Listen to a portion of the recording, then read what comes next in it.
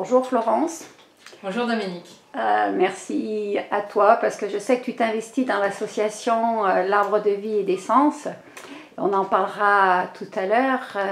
Mais cette journée conférence donc, du 1er juin, est-ce que tu pourrais nous aider, nous éclairer un peu sur ce thème? Et vous, que faites-vous pour votre corps, votre esprit et votre âme? Quand est-ce que tu as eu, comment dire, la perception qu'on avait une âme? Ça t'est venu de toute petite, ces questions, ou pas du tout? Alors je crois que ça m'est venu assez petite, mais que je m'en ai pris conscience beaucoup plus tard.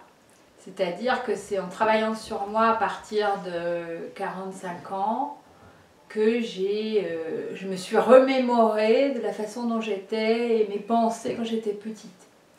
Donc du coup, voilà, ça s'est imposé à moi, l'âme, avec des lectures, avec des sensations à l'intérieur de moi, d'avoir besoin de retrouver cette lumière intérieure, cette vie intérieure pour être qui j'étais vraiment.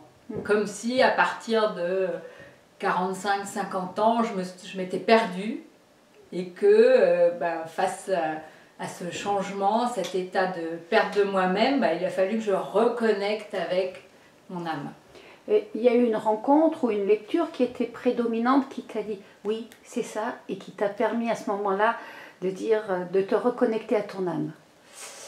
Alors, dans le travail que j'ai pu faire, et notamment avec Patricia White Buffalo, ça a été vraiment cette reconnexion à une spiritualité.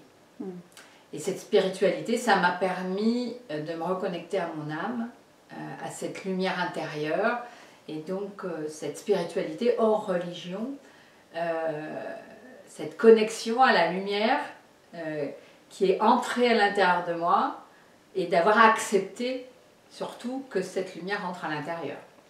Parce qu'au début, c'était pas évident. Quand est-ce qu'on sait que c'est notre esprit, ou notre cœur, ou notre âme qui nous parle? Comment est-ce qu'on peut arriver à faire la différence? Je trouve que ça n'a pas le même son. Ça n'a pas la même vibration, comme si le son de l'âme avait un son particulier, une note particulière, et on sait elle est juste. Il y a une espèce d'alignement sonore de ce que l'on va recevoir comme pensée. Alors c'est ça, au début la distinction c'est est-ce que c'est une pensée ou est-ce que c'est le son de mon âme? Et au bout d'un moment on sent, on entend, la résonance est différente quand elle est juste et que c'est le son de l'âme. Alors c'est vrai qu'on parle beaucoup de notre mental, ce mental est très très fort. Comment stopper notre mental? Il y aurait une astuce, quelque chose que tu as expérimenté, que tu pourrais nous conseiller en tous les cas? Oui, respirer. Respirer, ouais. Parce que la respiration, c'est justement la porte de l'âme. Ça fait partie des mots qui m'ont été justement inspirés par cette lumière. Et donc cette porte de l'âme, elle est par le biais de la respiration. Et donc quand on respire, qu'on suit sa respiration à l'intérieur de soi, eh bien nos pensées perturbatrices, ou en tout cas les pensées qui nous perturbent sur un certain temps, les idées qui viennent à nous alors qu'on n'a pas envie, qui se répètent, etc. En respirant, ça se calme. Et en respirant, on revient à l'intérieur de soi. Simplement suivre sa respiration. Est-ce que tu aurais une expérience, je ne sais pas si de toute ta vie tu avais quelque chose qui t'a vraiment marqué, qui t'a aidé, ou un souvenir en tous les cas, qui reste là? Tu auras un souvenir à choisir, une expérience en tous les cas, qui t'a donné un déclic? Dans mon travail personnel de développement?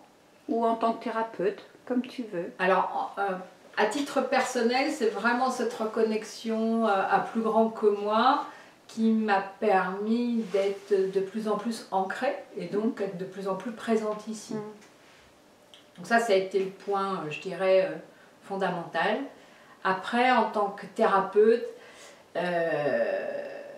c'est vraiment quand je vois arriver des gens avec le visage sombre, qui n'ont plus de sourire aux lèvres, l'œil pas très brillant parce que beaucoup de tristesse à l'intérieur, et qu'ils repartent d'un soin avec une espèce de lumière revenue parce qu'ils ont retrouvé une partie d'eux-mêmes auquel ils n'avaient plus accès. Et là, oui, ça notre cœur s'ouvre vraiment profondément et grand quand on partage ces moments-là. Ouais. Merci beaucoup à toi en tous les cas pour ce partage.